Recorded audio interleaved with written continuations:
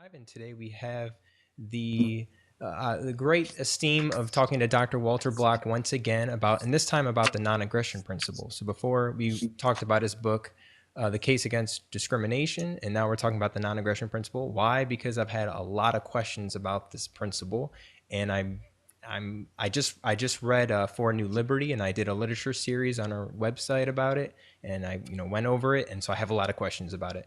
But Dr. Walter Block, he's with the Harold E. Worth Endowed Chair and Professor of Economics at the College of Business at Loyola University, New Orleans. He's a senior fellow at the Mises Institute, and he recently wrote a book, The Toward a Libertarian Society, which I read the part dealing with this subject to kind of remind me a little, like to kind of get some questions and stuff and see your kind of point of view. But thank you for taking the time to talk to me today. I appreciate it. My pleasure. Let me show you the book. Wait. Yeah, it's a good book. So I've got it right here. Isn't that a pretty cover? it is. It's very nice. And it's interesting because I was reading I think it's Building Blocks Towards Liberty or something. And I was going to do a literature series over it, but it was just too complicated for me, which I know might sound weird because you make things really easy, but because you give a lot of examples, which I love. But this book, when I was reading it, I found it's a lot easier to read, I think. So I think it'll be better to approach people who are trying to learn about this stuff. Okay, thank you. So today we're going to talk about the non-aggression principle, and we're talking to, I guess, just a general audience, just to let you know. I'm a libertarian, I suppose. I don't know what that means because it can mean various things, right? But I guess I'm leaning towards freedom, right? And away from state intervention. Like that's sort of where I'm leaning. And I've been thinking about the non-aggression principle, and I'm just wondering, how would you define it? Well, keep your mints to yourself. Don't grab other people or their property without their permission. It's sort of ordinary language, straightforward. You can defend yourself. We're not pacifists. And I think if you agree with the libertarian non-aggression principle or non-aggression axiom, then you are a libertarian, because that's, to me, all libertarianism means. Well, you have to have property rights, too, because, suppose I grab that shirt that you're wearing. Have I invaded you? Have I violated your rights? Have I violated the non-aggression principle? Well, it all depends upon who the proper owner of that shirt is. If you stole it from me yesterday and now I'm just repossessing it, well, then you're the bad guy and I'm the good guy. So private property rights are implicit, or maybe explicit, at least implicit in the non-aggression principle, the way I understand it. And that's so two sides of one coin. Non-aggression and private property rights based on homesteading and ownership of yourself. Okay, and so where does it come from? Like how does it begin?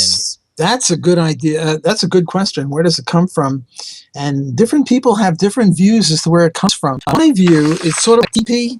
Let me illustrate this to you. I'm a great artist here. I'll draw a TP for you, and let's see if we can get it going. Okay, so here's a TP, and a TP is very long, and I need a better pen. And what a TP is something like this. Can you see it? With a long, maybe 3 or 4 feet above the cross, like right here, all the sticks cross. Okay. And above it is the theories as to where do we get the non-aggression axiom from. And below that, the much longer stick, namely the TP where the people live in, that's the implications of it. And I personally am not all that interested in where it comes from. I don't ask where does the law of logic or the law of non-contradiction or the law of excluded middle in logic come from. I just sort of take it and get logical implications from it. And similarly, I'm not all that interested in where the non-aggression principle comes from. I'm much more interested in, assume it's true, what are the implications of it for our lives? But since you ask, I can mention there are 4, 5, 6, or 7 theories as to where it comes from. One is natural rights. Murray Rothbard used to hold that view. And another one is, it's sort of natural to man to have this non-aggression principle. We should all live peacefully. That's what civilization means. And to deny this is to be barbaric. Another one is religion. God said so. And, I'm an atheist, but I like that one anyway. Another one is utilitarianism. We'll be happier. We'll have more utility if we keep our mitts off of each other and less with permission. I mean, permission could be boxing. I mean, if you and I get into a boxing match and now I hit you in the jaw, you can't say, oh, assault and battery, because you've agreed to be hit above the belt. No ear biting, but, we can punch each other. Another one is I don't know. Ayn Rand's got one. It comes from A is A. Don't ask me how we get from A to A. A is A to the non-aggression principle, but somehow she does it. And, I like the conclusion. I'm not so sure about the evidence, but it's part of the TP, or the sticks above the where they cross. My favorite is Hans Hoppe's argument from argument, that if you deny it, if you deny the principle of the non-aggression principle, you're really committing a logical self-contradiction, because you're denying it with your own property rights. Namely, you're saying property rights don't exist, and we can engage in aggression, and yet you're doing it with your property rights, with your tongue, with your larynx, your pharynx, your lungs. You're standing on some property. So that's my favorite of them, but I'm not really that, as I say, I'm not that concerned with where does it come from. I'm happy to start with it, and that's what libertarianism is for me. I guess why I asked that is because when I think about applying it, and when I'm looking at it specifically, it seems like it's more subjective than objective. Well, Hans Hoppe's seems pretty objective to me, that you're committing a self-contradiction, a performative contradiction, in denying it. You're denying libertarianism, you're denying private property rights while using private property rights, and that just seems to be a logical contradiction, and I think that's a very, very powerful argument, that you can't deny it without contradicting yourself. That's sort of his big support for it. Okay, so so if we define it as something like, I think Rothbard, aggression against another is immoral, and then aggression is the initiation of the use or threat of physical violence against another.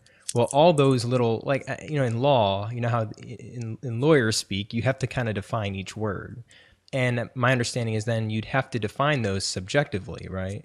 Because we're human beings defining these things, right? I don't know about subjective, but all those words seem to be pretty clear. I mean, if we use the word pickle or elephant, we don't have to define it. Everyone knows what a pickle and an elephant is, and everyone knows what permission is. So if we have voluntary sadomasochism, by the way, the joke about that? The masochist says to the sadist, beat me, and the sadist says, no. Get it? Not very funny, but what the heck. The point is, we know what aggression is. We know what permission is. We know what violence is. I mean, you can define every word that everyone ever uses and then define those words, and I don't think you get anywhere. Maybe better to go with examples. You say you admire the fact that I use examples in order to illustrate these things, and so I think, we should start from the non-aggression principle and property rights, and that's what the essence of libertarianism to me is. Okay, so let's do that. Let's go over some examples then, because maybe that'll make it a little bit easier to understand. All right, Yes. So if there was a person walking on the railroad track and he was listening to some music on his headphones, and a train was approaching, and I saw him and I decided to push him, would I violate the NAP? Well, that's a good one, and if you look at it without mens rea or without purposefulness, I mean, purposefulness is very important. What was in your mind when you were doing this? If he was your enemy and you figured, oh boy, I'll get him. I'm sorry but you seem to be applying like an intent standard now. Well, intent would be part of guilt. Mens rea means a guilty mind. And if it was an accident, I mean, suppose you sneezed and in part of your sneezing, you pushed somebody. Well, I wouldn't call that a violence. Well, isn't that subjective though? Like, no, that's not objective to me, because you're defining it like yourself. Like, I'm sure you and like another libertarian who's just as, important as you are would maybe disagree on that. Well, I mean, we can disagree as to whether something was accidental or not, but we can adopt the God's eye point of view. Namely, we know everything. And we can say, look, some actions of that look like assault and battery, namely I push you, some of them are on purpose. And if I do it on purpose in order to get you out of the onrushing truck or the onrushing train, I'm trying to save your life. And that's very different than if I just sort of push you because I hate you, you disagree with me, you want me to give you definitions or something. I don't want to do it. So I just sort of push you and to try to hurt you. Now, it might be that in a court of law, the witnesses, disputing whether it was on purpose or not, and it's hard to know what was in my mind, right? But I'm not that interested right now in whether I'm guilty or not. I'm more interested in, let's assume all the facts. Why worry about whether I did it on purpose or not? Let's take both cases. One, I did it on purpose. The other was an accident. Now, it might be subjective, or maybe a better word than subjective. It might be hard to figure out whether it was on purpose or not, but I'm not really that interested. That's more for a court of law or for police to find out if I was pushing you because I hated you, or pushing you because I sneezed, or pushing you because I thought there was a train going to run you over and I was trying to save your life. So let's take each of those three cases. Okay. So real quick then, because then this seems to be more of a legal standard than necessarily a personal ethical standard. Like, I don't know how to, I'm not really big on philosophy, but it's not something I necessarily apply to myself. It's kind of what courts would apply. Well, libertarianism is a theory as to what the law should be. Okay. It's not a theory of what's good or what's nice. For example, I don't think prostitution is nice. I don't think it's good. I don't think it's ethical. I don't think it's moral. But I think it should be legal between consenting adults. And qua libertarian, I'm prescribed from talking about the morality of it, because libertarianism, as I say, is not a theory of morality. It's a theory of what the law should be. And the law should, in the libertarian view, notice I point to myself when I say libertarian view, it should be that prostitution or drug taking or whatever should be legal. Okay, so now what I do is I push you. And in the first case, I sneezed. Mm-hmm. I sneezed and somehow I fell over and I pushed you. And it was a total accident. And now if I hurt you, I think I'm not a criminal, but I am a tortfeasor.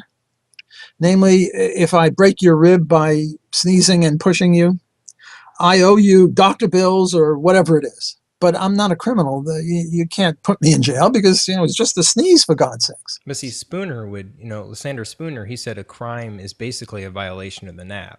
So is that something different here? Well, yeah, I'm disagreeing with Spooner if he said that. I don't remember him saying that. But I'm saying that if I sneeze, or if a doctor hits my knee with that mallet and then I kick you or something like that, or, I'm off balance, or I slip on a banana peel and now I push you, I'm totally innocent. I have no mens rea. I don't know you. We're strangers. I have nothing against you, but I hurt you.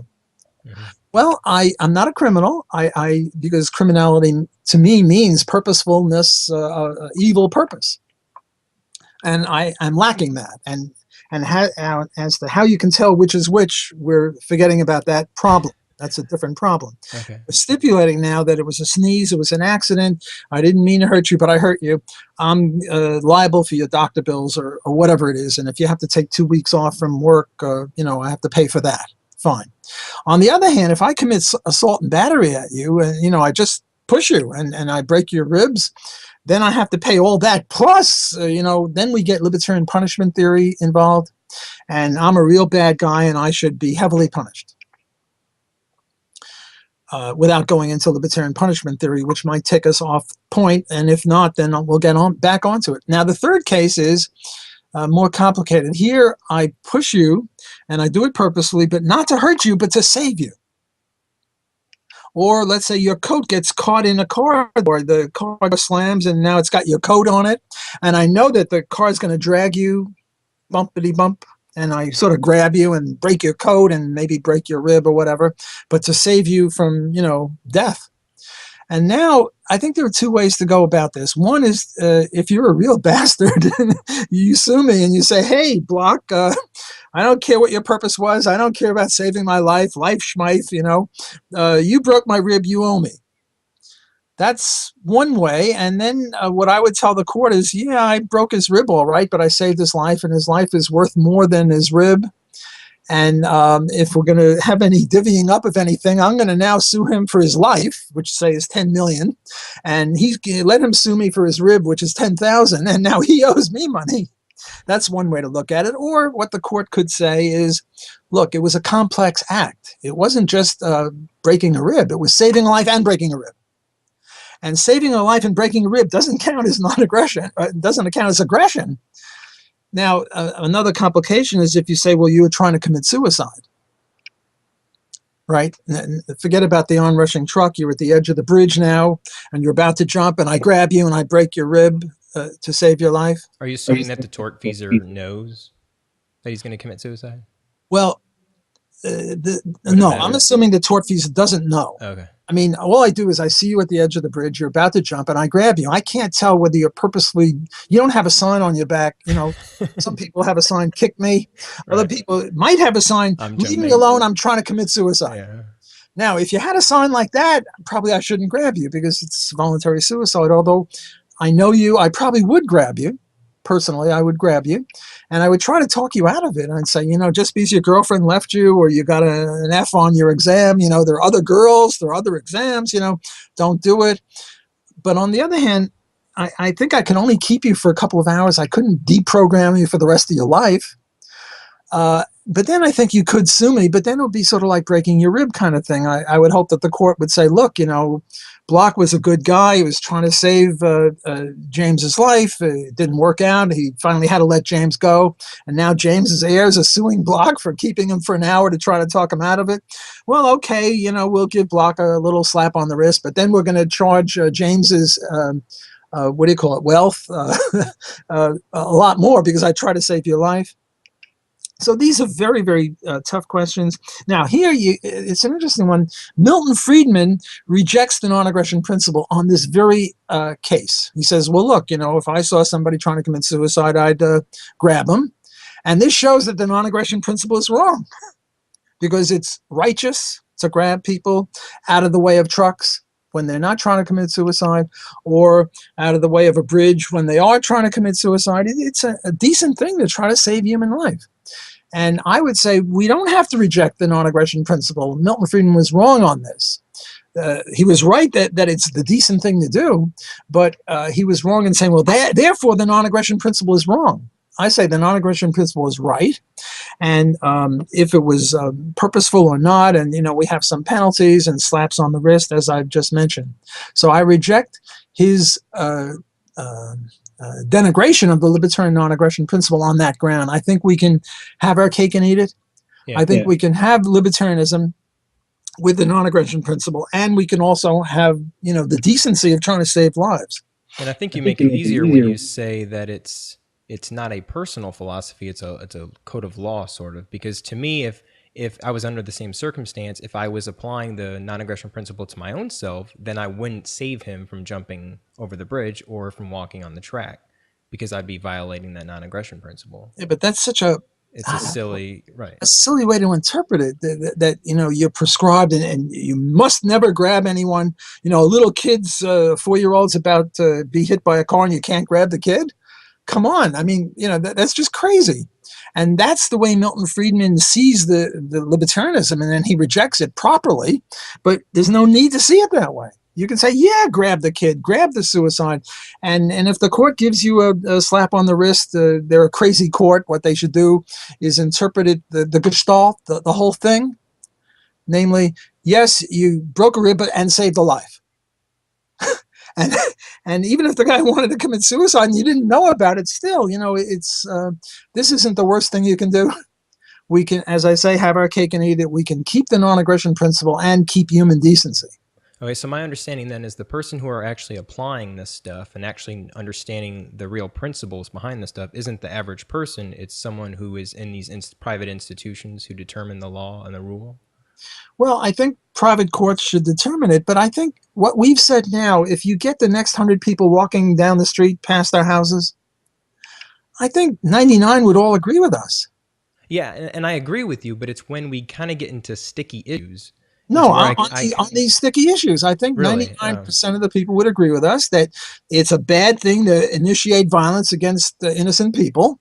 Okay, so what about children? Well, let me just finish the sentence. It's a bad thing to initiate violence against innocent people. That's what terrorists do. That's what bad guys do. That's what muggers and rapists do, is they grab people. against their will. On the other hand, there are times when you grab people to save a life, and it's an entirely different thing. And to say that, I think the average guy would say, well, of course. And anyone that disagrees with that is a maniac. Okay, now what about children? Here we have a debate about, is it okay to, there was this guy, Rice, I think. Who was the one that was beating his 4-year-old kid with a stick or something? Football player? Adrian Peterson. Peterson, Yeah. Rice. Oh, no, Rice hit his wife. Yeah, Peterson is the guy who Peterson hit hit his child. kid. I was in a debate with Stefan Molyneux, who is a famous I'll have to libertarian. listen to that. Yeah, I didn't know that. I'll have to Google that now. I had a debate with him on spanking children or using violence against children. He said never do it because it's a violation of the non-aggression principle. And I said, that's crazy.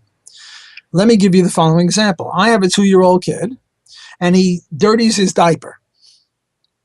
And I'm a good guardian. I'm a parent, and I want to change his diaper, but he's too busy.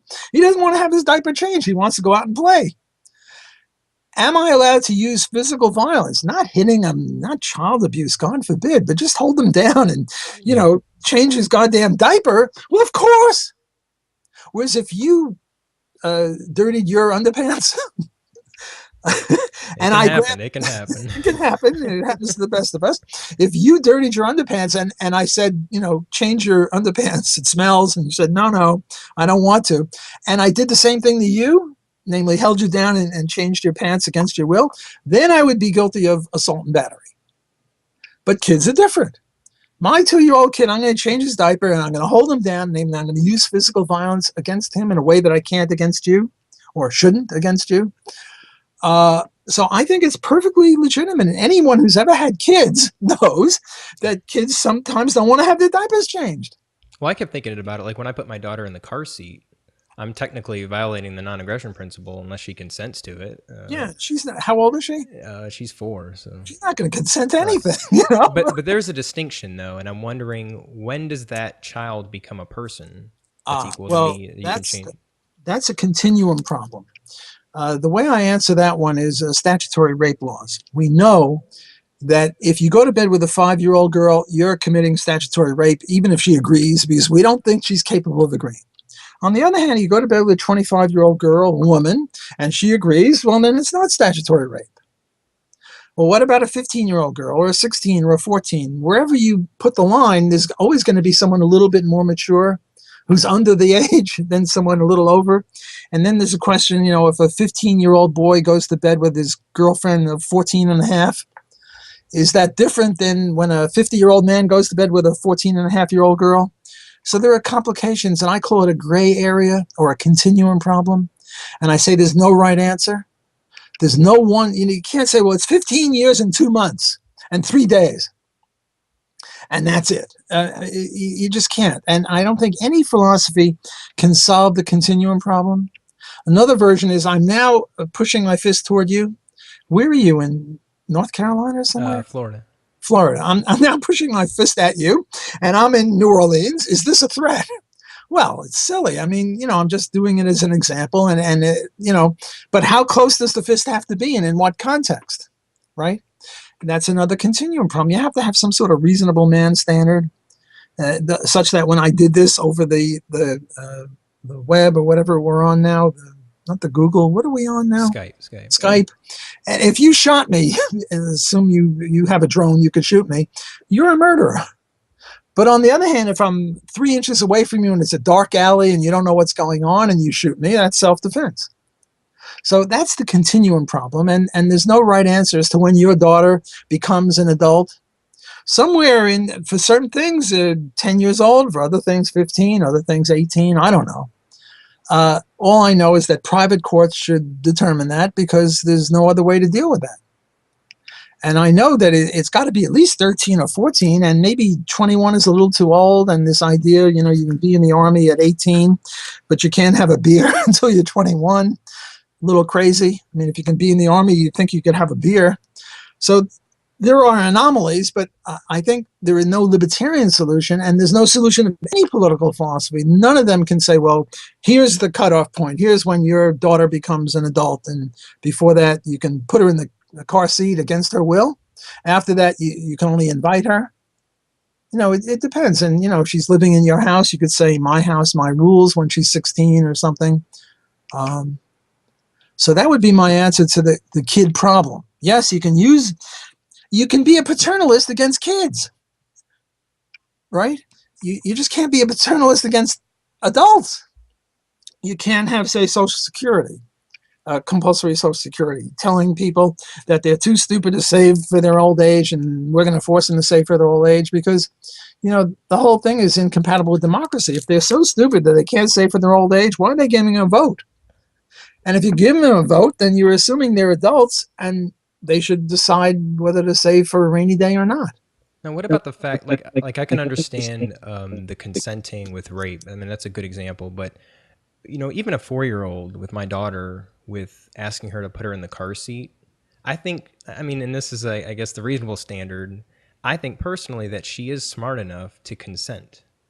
Like she's smart enough to say whether she wants to go in it or not. Okay, Whether she fine. wants to be buckled or not, that's like an additional NAP problem. It's like each step is an additional NAP. In the court, they would do the same thing. Well, I mean, your daughter, I'm sure, is a bright girl, but not every 4-year-old is. And suppose she's in a mood where she doesn't want to be in the car seat, and you got to go to, on a trip, and you say, look, I mean, you start off slow, no TV if you don't let me buckle you in, or no story tonight, or no ice cream, or whatever.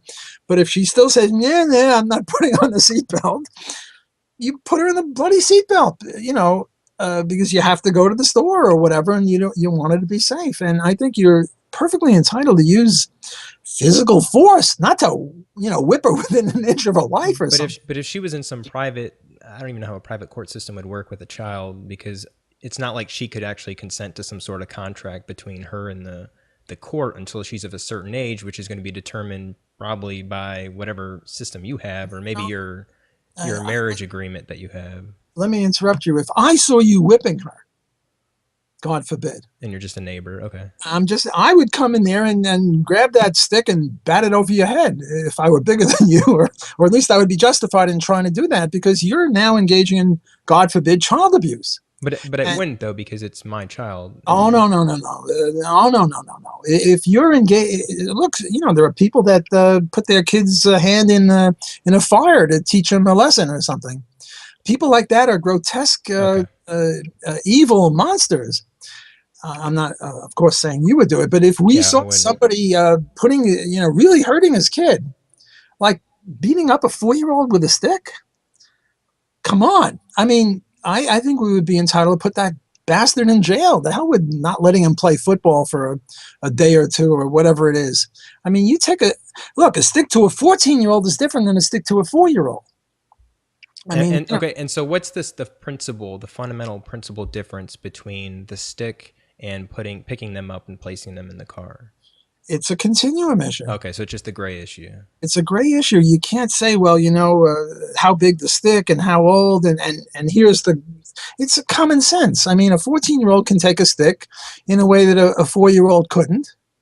And if your daughter doesn't want her diaper changed or she doesn't want her being in a seatbelt, too bad.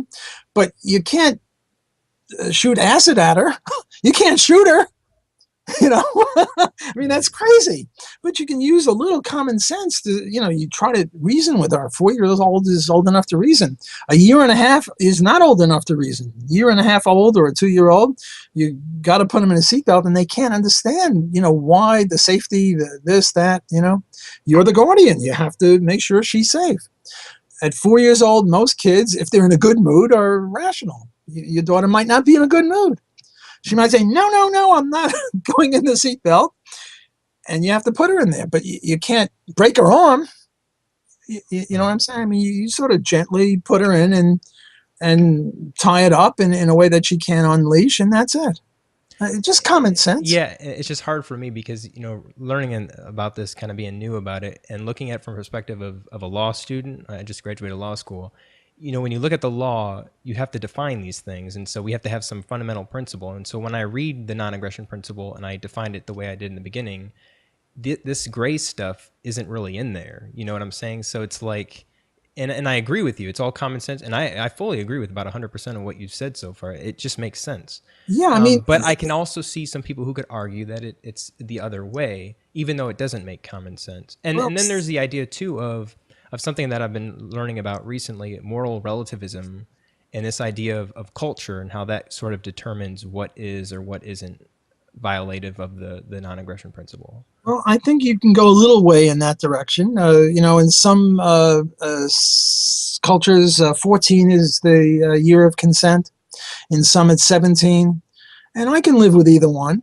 I mean, or I can, I don't know about live with. I can validate either one as libertarian. I couldn't with 11 years old for sex, and I couldn't with 22 years old. I mean, that's way too old. 22 years old. I mean, a 21-year-old girl is capable of giving consent. And your answer to that would be to just not go with that court. My answer would be that court is not compatible with libertarianism because that's out of the gray area. But there would be courts that would be like maybe here and there because it's competition and all that, right? So Well, take a sati. You know what sati is in India?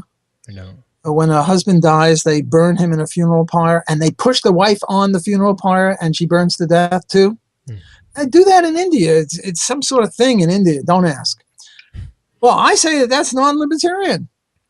I don't care what their culture says. I don't care if all their private courts say it. I say that's murder. And I don't care how many thousands of years they've been doing it. It's goddamn murder. There was this wonderful case of some British general in there, and I guess before Gandhi in 1948, maybe in the 30s, and he was told, well, the custom is to put the wife, the widow, on the funeral pyre. He said, okay, let him do it, but our custom is anyone does it, we're going to hang him.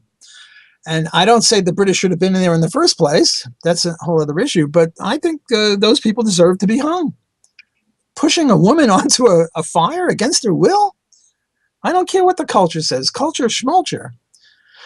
On the other hand, there are limitations. If one culture says 16 and one says 15, what the heck? I'm a relativist.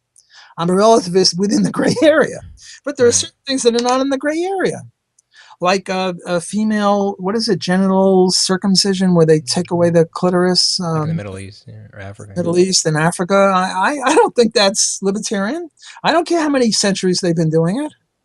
I'm willing to go out on a limb and say that that's abusive. That's criminal. This guy Peterson said, or who was that basketball player, the round mound of rebound? Oh, I forget his name. Basketball player. He's retired. He said, well, if you put Peterson in jail for taking a switch to the 4-year-old, you're going to have to put every black or African American in jail. I think it was Charles Barkley. I think that's it. Charles Barkley said that. The round mound of rebound. I remember that. He was a great basketball player, but I think he's an idiot when it comes to this. Oh, put them all in jail. I don't care.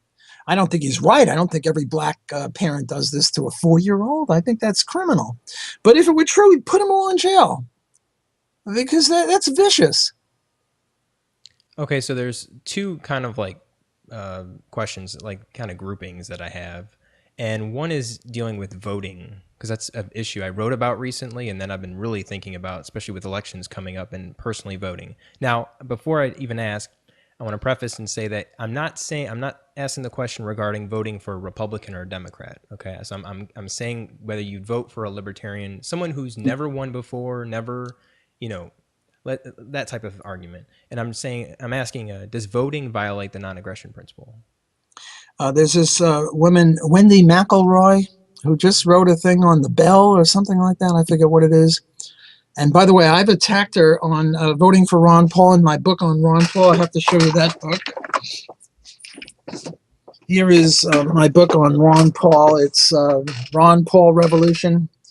And, I voted, well, I'm too lazy to vote, but if I weren't so lazy, I would have voted for him. I certainly supported him. I gave him money. I'm a big, big fan of Ron Paul.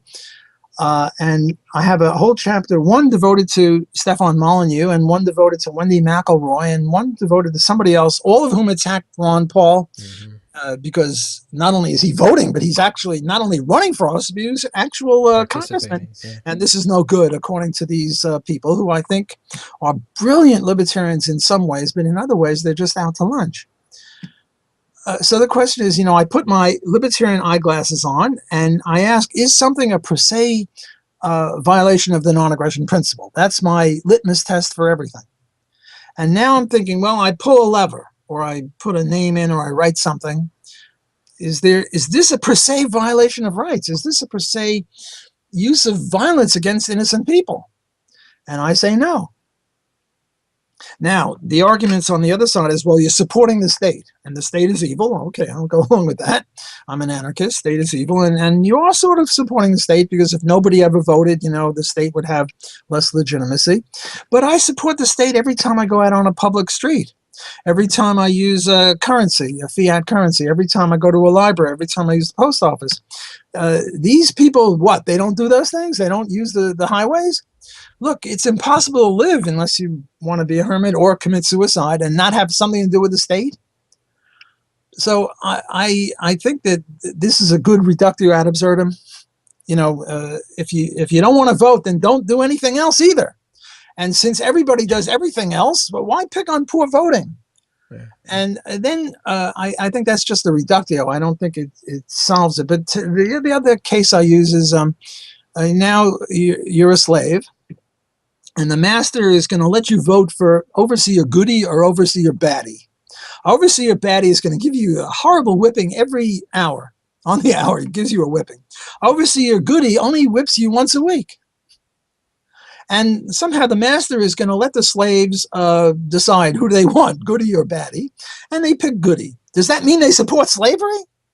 Does that mean they're giving an impetus to slavery? Does that mean that they're giving their approval of slavery? You have to be out to lunch to think that. It just means they don't want to get whipped as much. Look, I supported my man Barack Obama against McCain.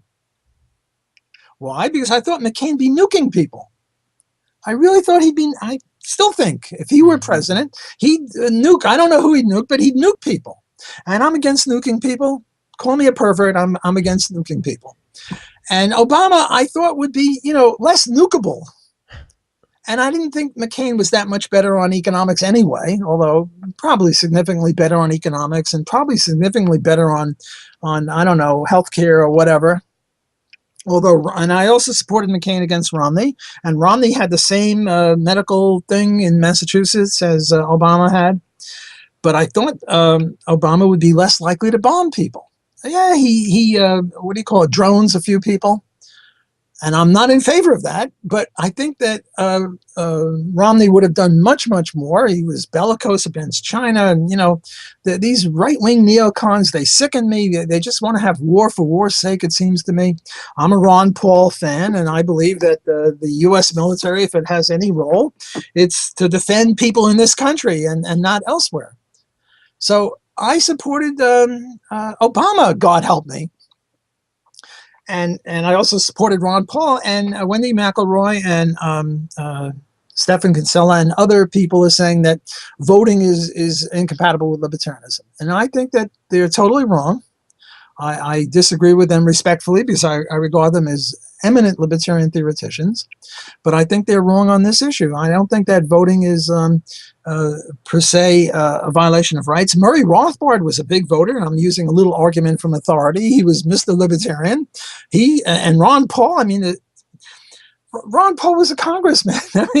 He voted no about everything that he could. He promoted liberty to beat the band. He was just totally magnificent.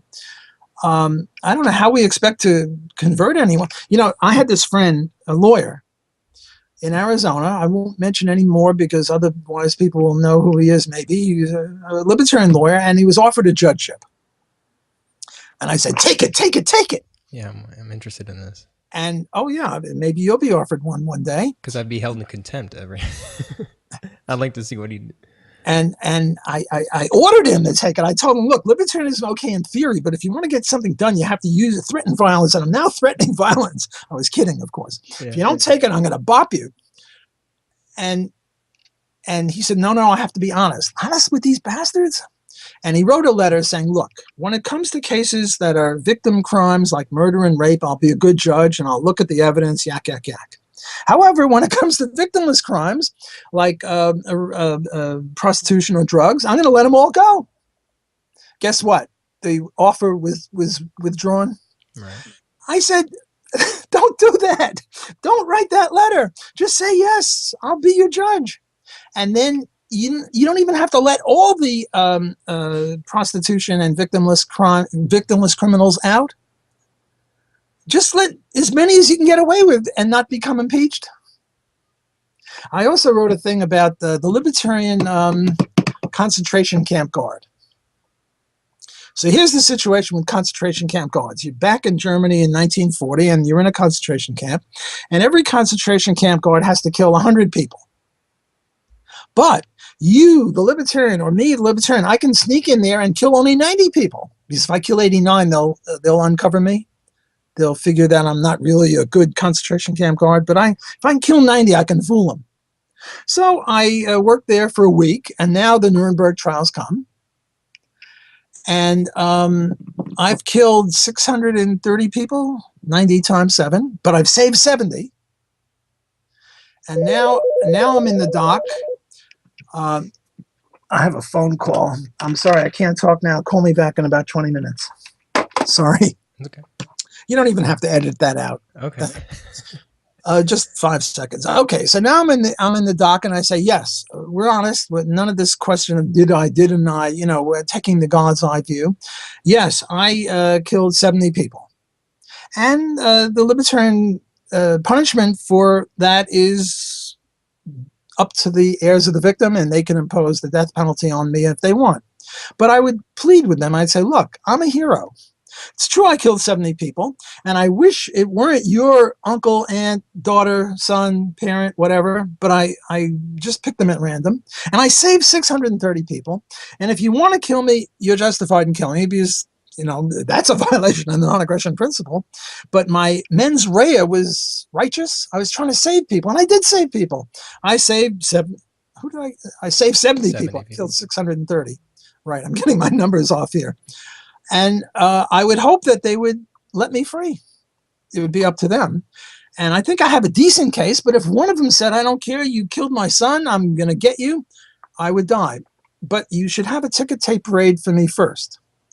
And you should give me a medal, a libertarian medal, the Rothbard medal, because I saved 70 people.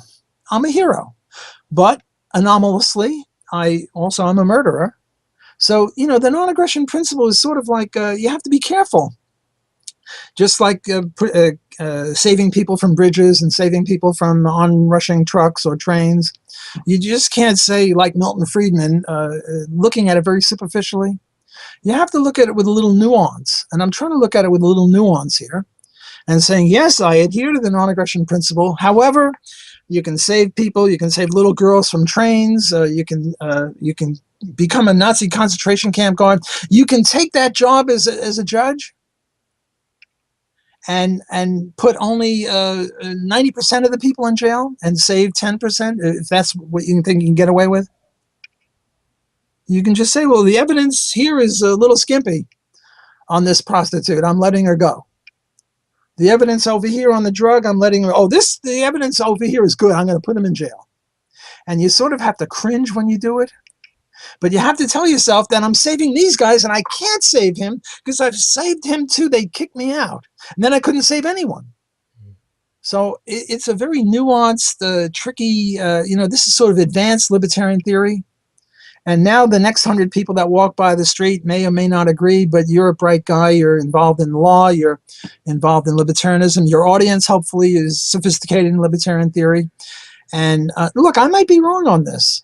One of the reasons I do this is, people will hear it and they'll say, aha, you made a mistake on the fifth lemma of the fourth proof.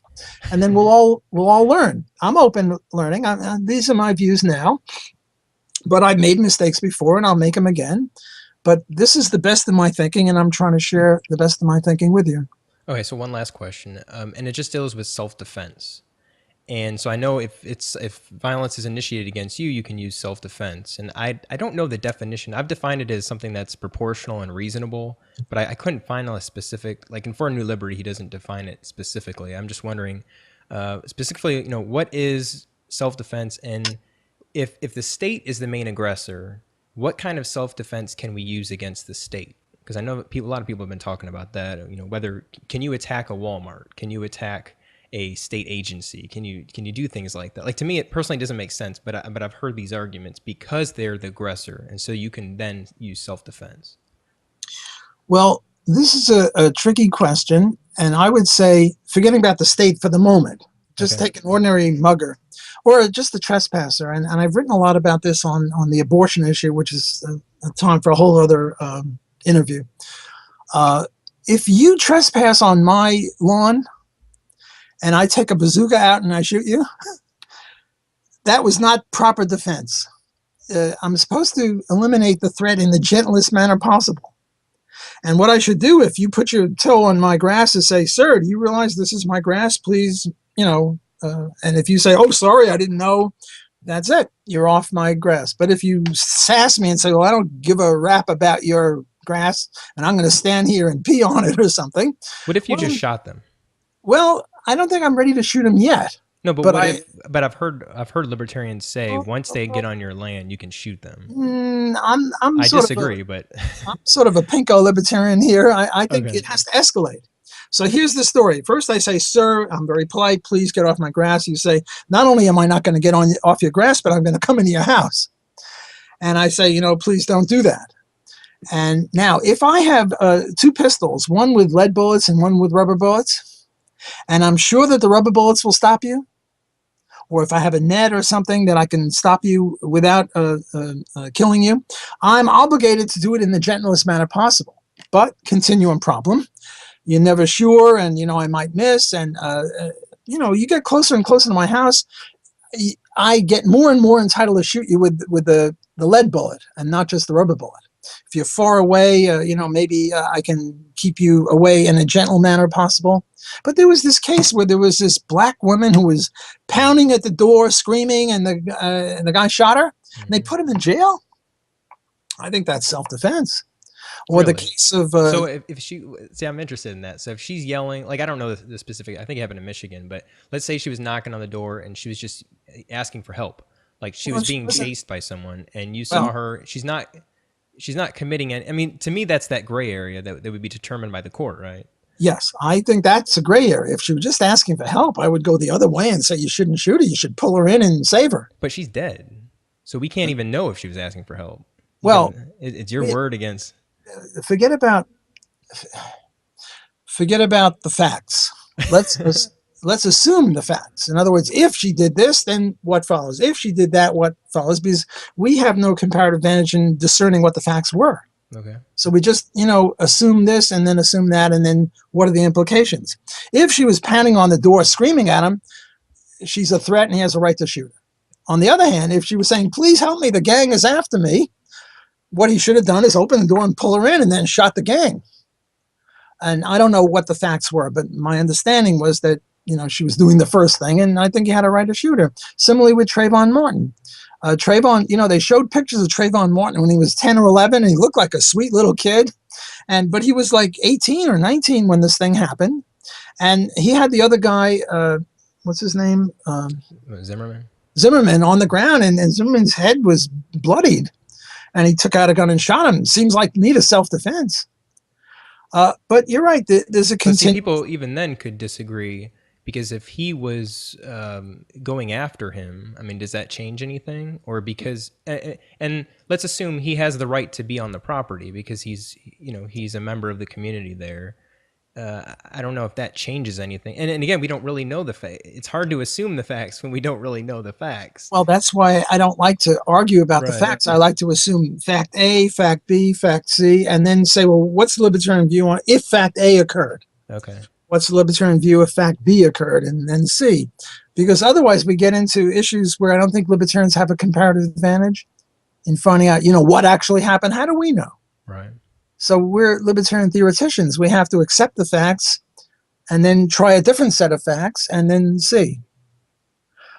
So, with regard to the guy trespassing on you, I think you have the obligation to remove him in the gentlest manner possible, but you have the right to remove him from your property. And the closer he gets to you and your property, the more rights you have. There was this case in New Orleans where a black kid, 14 years old, came over a fence, and the guy had a pregnant wife and a little girl in his house, and he shot him. And here he was exonerated, I think. Even though the kid was 14, he'd already had a long record. And right after the kid was let go, he was put in the hospital.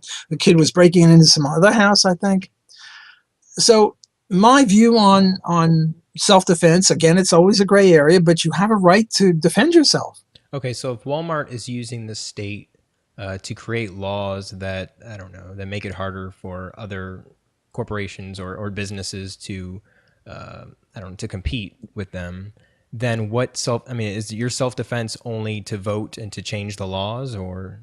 Well, I really am uncomfortable when you ask not so much that question, but suppose a policeman is doing something wrong. Do you have a right to shoot the policeman? Well, And according to the law, usually no. Right? Well, I have a hard time using that example because what I might say is illegal, and I don't want to be put in jail. Right. So forget about the United States. Let's suppose we're in a country that I'll never visit. Okay. The moon. We're in North Korea. Okay. And you're a North Korean. Okay. And the cop comes and does something to you that's bad. Let's say you're engaged in prostitution. He's about to haul you off for prostitution. Sure, you have a right to shoot him because you're innocent. And just because he's got a uniform on doesn't mean anything because I'm an anarchist. But is that proportional? Like, is that? You're going to just go to jail, so it's not. No, you have the right to use a lesser. I mean, you even said when the guy's in your invading. Is it because he's then taking you and putting you in his car, and then he? I would say that if he's going to put you in jail, that's kidnapping, and you have a right to kill somebody if that's the gentlest manner possible. Now, if you could shoot him with a rubber bullet and make him unconscious and make him forgetful that he was, so when he woke up, he wouldn't come after you again, well, then, yeah, you should do that. Okay. But if the only way to stay out of jail is to shoot the guy who's going to put you in jail, look, if ISIS is trying to kidnap you, and ISIS is the government of the caliphate, another place I hope I don't ever have to visit, sure, you have a right to shoot him. If that, in the gentlest manner possible, if that's the only way you can keep your freedom, of course. Okay. Now, in the U.S., it's different because the U.S., yak, yak, yak, I wouldn't do that because it's against the law to say it, so right. I don't want to say that. But in North Korea or ISIS, sure, you can shoot them. You may shoot them and be compatible with libertarianism. Well, you answered all my questions, and you took a lot of time to talk to me, and I greatly appreciate it. Is just as a final thing, do you have any recommendations for a book or two to read about the non-aggression principle? Like if we wanted to learn more in depth about it, are there specific? Well, I'm a big fan of Murray Rothbard. I think Murray Rothbard is Mr. Libertarian, and he's magnificent. For New Liberty, The Ethics of Liberty are really, really good books. What's the next one after that? Because that's one I've read. Like, what's the next one I should read? Well, is my own book, Defending the Undefendable, okay. Part 1 and Part 2. I'll do that then.